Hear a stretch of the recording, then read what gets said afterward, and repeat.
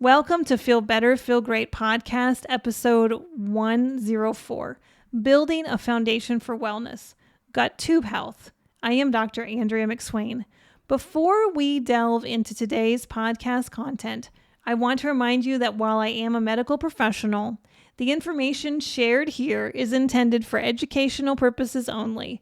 It is not a substitute for professional medical advice, diagnosis, or treatment. Always consult with your healthcare provider for guidance tailored to your specific health needs. Now, let's embark on this journey of health education together. Everyone is talking about the gut. I get that. We understand a lot about gut health. We're exploring that in other podcasts and people are talking about it. We know that 75% of our immune system is in our gut. I want to talk to you more about why so you can understand that a little bit. And I want to make sure that what we discuss is as bare bones as possible and also give you some excellent actionable items or next steps. So we're going to dive into gut health and how to build overall wellness. The first thing I want to talk about is diagnose and adios. This is a little segment. What I really want you to think about is like Dale, he had really been on the course for diagnose and adios. I mean, he was going to get diagnosed, or we diagnosed him in the ER for colitis, and Dale didn't really understand what colitis meant. And many people who get this diagnosis in the ER of colitis, they think, I have colitis. Okay, what do I do about that? Well, when we look at a word to diagnose like colitis, we want to break it down into two parts. Colon, itis, inflammation. That's what colitis means. You probably could have figured that out if you have colitis, that your colon is inflamed. The kind of subparts of that are infectious colitis and non-infectious colitis. So is there an infection in the colon causing the body to create inflammation? Or is there an inflammatory process that is not infectious that's causing the colon to get inflamed? Which can happen from any number of reasons, and we'll talk about those later. So another diagnosis that might be a little more descriptive, but it is not a classic diagnosis, is called leaky gut. And people are talking about leaky gut. I like leaky gut as a descriptor because the gut is leaky. Well, why is it leaky? When things are inflamed, swollen, red hot, they're going to leak because they don't have integrity in the tissue itself. So leaky gut is another way to, I think, actually better understand and visualize the problem. And, what do you do about that? You could do testing. So what kind of testing, would you consider? So I call this testing 411. And we look at testing, are we looking at more of the classic ways to look at colitis? Now that's usually a visual inspection. So that's with colonoscopy. Colonoscopy is where the colon is scoped. So people often have to prep for that because when you think about the gut as a tube and its job is to move out waste, it's not going to be a very clean tube. Even after it gets cleaned out, supposedly, it's still not going to be a very clean tube. There's going to be a lot of patches where there's sediment or waste products that are adhered to the wall. But colonoscopy is a visual inspection, and it's designed to go up the descending colon, across the transverse, and down the ascending colon, ultimately getting as close to the appendix or ileocecal valve as possible. So, that is a visual inspection. It's not 100%. It's very much operator dependent, and it is often paired with an endoscopy, and that is a endoscope. So it goes from the top in scope, and it's a visual inspection of what's happening in the esophagus. So the esophagus can have inflammation as well, which can cause a lot of discomfort. But an endoscopy, you have to be in a pretty bad shape for an endoscopy to actually show you any findings. And that's often the case with colonoscopy because most of the time people, when they have colitis, colon inflammation, the colonoscopy is going to say, yeah, it looked, not great, but maybe the tissue was grayish, maybe, so it was blood supply depleted, maybe there was some inflammation areas.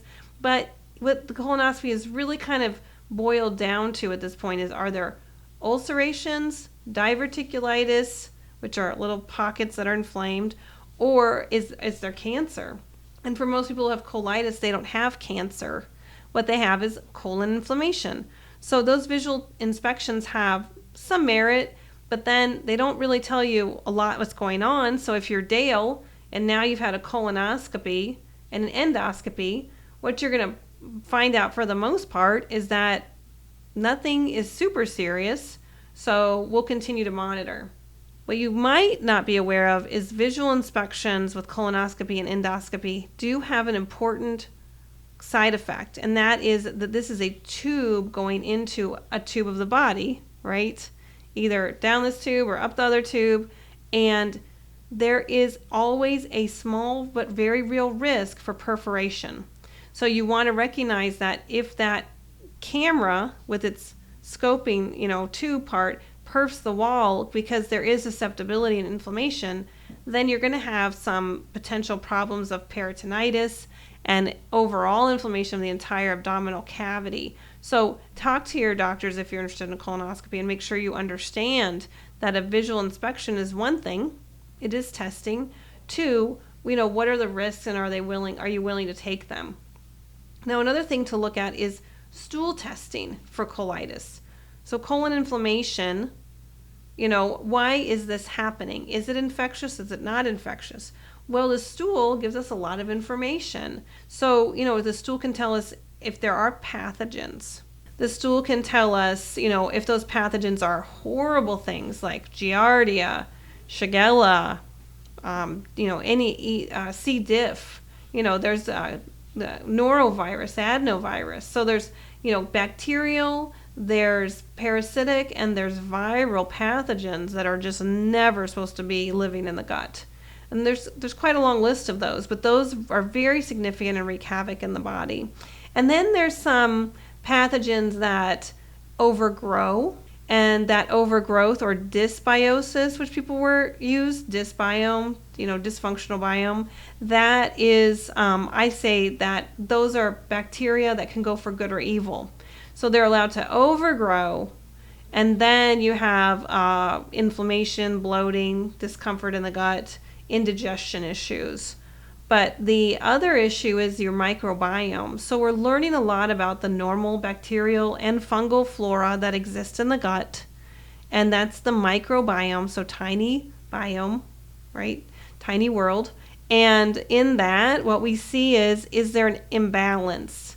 So are there some that are excessive or deficient? Even just the number of village people, is that too many people in the village? I like to use that analogy because it helps us understand, is the village full of, no good doers, or is it full of, really happy, balanced, good commensal bacteria that are helping all of each other out?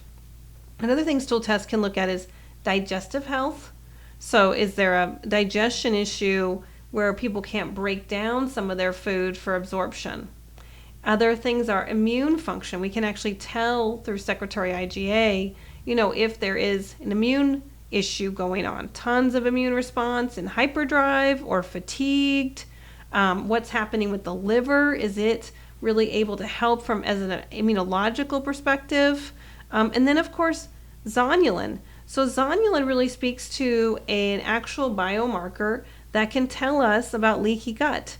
So we can look at zonulin to say your presence of leaky gut. So I want you to think about, we look at visual inspections that are potentially have some risks, and then we look at stool testing, which has very little risk but a lot of information.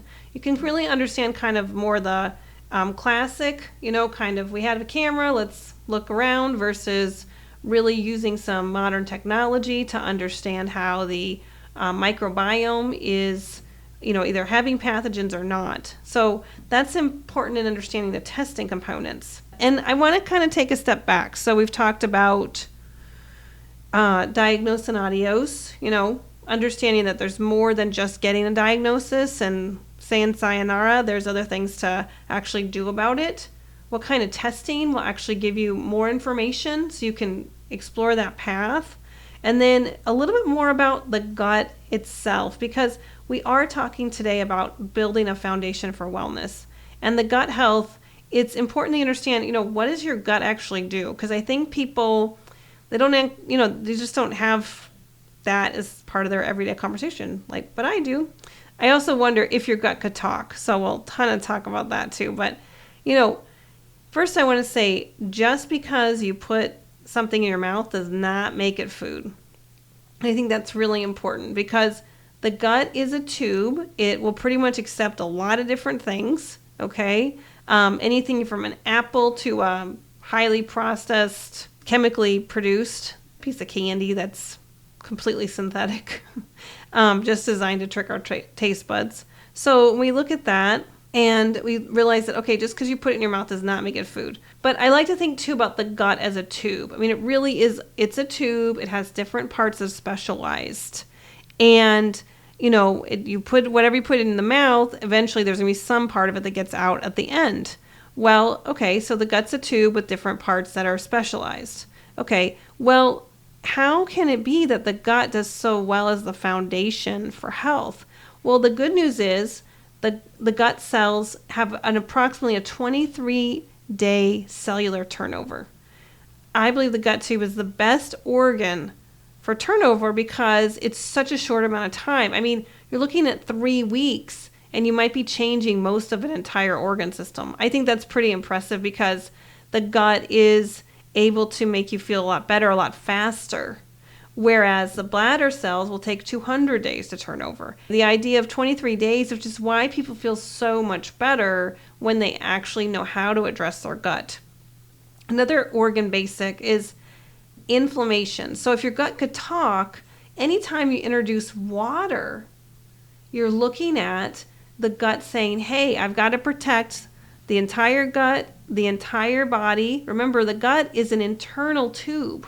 So you're introducing something, the body doesn't necessarily know what it is. It's got to figure that out. It's got to mount an immune response. It's got to put in inflammation and say, hey, let's get this. That's why that's why so much of the immune system is in the gut. So even when water comes into your body, you're looking at an hour of an inflammatory response. That kind of blew me away when I learned that several years ago. And then food is an hour and a half. That means your body is mounting an inflammatory response to what you're eating for an hour and a half. That is a long time, especially if you're kind of eating and then drinking and eating and drinking. You might be containing a lot of times where your body is really sustaining a lot of inflammation. That's important to recognize that there's a lot of times when your body is just in a sustained amount of inflammation. In discussing organ basics, you want to wonder too, what would your gut say if your gut could talk about your body mechanics? So your body mechanics do impact your gut. Function follows form.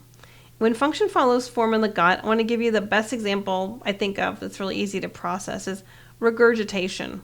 So with regurgitation, I think about babies, and babies often can have regurgitation, and some people don't understand why. And some of these babies can actually have pretty intense projectile vomiting kind of situations for regurgitation. So Dr. Karp, who's a pediatrician of wonderful reputation, what he teaches people is that the baby can have regurgitation if you fold the baby in half when you're changing the diaper. It's better to turn the baby to remove the diaper, clean it, and then replace the diaper and roll the baby back as a unit where their entire spinal cord is moved at the same time. So folding a baby in half will compress the area right where the esophagus comes down and joins the rest of the stomach, and then that can cause pretty significant regurgitation. Okay, so if you have babies or if you know someone has babies, this is really great to be able to fix it structurally because that will help them for a lifetime. The other thing is adults also end up having some regurgitation if they end to bend where the ribs end. This puts pressure on the esophagus as well. And so one of the things that you can do that's really pretty easy with babies and adults, I call it adult tummy time. I do have a video of that on my Instagram, Dr. McSwain, so you can see tummy time, but everyone needs tummy time and not just babies. So that's really important. I do also want to give you another suggestion to improve your gut health and your body overall. And it's a very simple little technique, but it does a lot for improving and bolstering the gut health, which is really important. And it's based on the appendix. So the appendix is often quite ignored as a very invaluable immune organ. It is positioned very importantly at the end of the small intestine as we start to go into the large intestine. So the appendix is usually in the right side towards the hip bone, and the appendix job is it's used as a bouncer. So it's for the ileocecal valve. So when you have the ileocecal valve, which is the valve that's a one-way valve, so it's this food going through the small intestine will then go into the colon. And what's really important here is to recognize that I use this analogy, which is the colon is a party, right? There can be lots of bacteria, there's a lot going on in the colon, and the small intestine is a library. And you do not want a party in the library. So the appendix is the bouncer, and so is the ileocecal valve.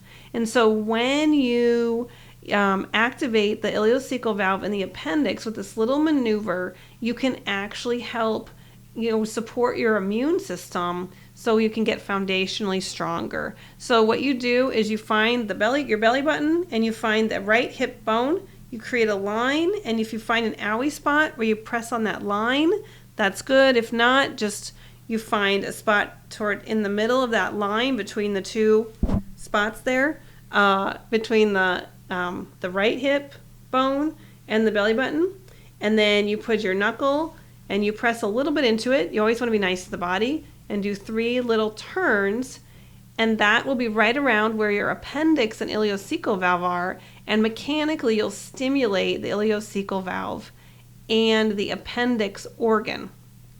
And that is a fantastic way to build gut health because you're stimulating your immune system within your organ.